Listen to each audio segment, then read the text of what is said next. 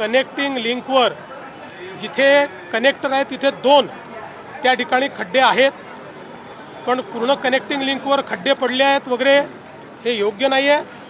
मुळामध्ये काही लोकांना याच्यातच आनंद आहे की कुठल्याही गोष्टीला खूप ॲम्प्लिफाय करायचं। आपल्याला कल्पना आहे कुठलंही काम झाल्यानंतर पहिला पाऊस जो असतो या पावसानंतर त्याच्यावर दुसरी लेयर येते, कारण त्या पावसामध्ये आपण त्याची ड्युरेबिलिटी टेस्ट करत असतो। त्या पावसामध्ये त्या ठिकाणी काय अडचणी येतील ते आपण टेस्ट करत असतो। पण हरकत नाही, निंदकाचे घर असावे शेजारी, त्यामुळे निश्चितपणे त्या संदर्भात योग्य काळजी MSRDC घेईल। आणि पुन्हा एकदा सांगतो, दरवेळेस तेच त्या गोष्टी सांगाव्या लागतात।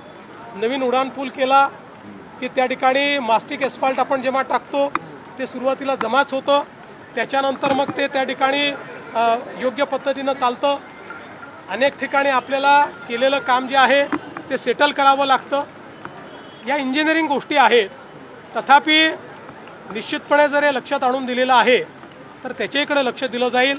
कुठे जर काही कमतरता असतील तर त्या कमतरता दूर करता येतील। पण देशातला सर्वात उंच पूल, देशातले सर्वात रुंद बोगदे, देशामध्ये डॅमच्या खाली बोगदा हे पहिल्यांदा आपण करून दाखवलेलं आहे। त्यामुळे निवड टीका करणं हे टीकाकारांनी लक्षात घेतलं पाहिजे। त्या इंजिनियर्स ज्यांनी हे काम केलेलं आहे त्यांनाही धन्यवाद दिले पाहिजे। तथापि जे काही या ठिकाणी सोशल मीडियावर त्यांनी मांडलेलं आहे, काय रेक्टिफाय करायचं असेल तर रेक्टिफाय केलं जाईल।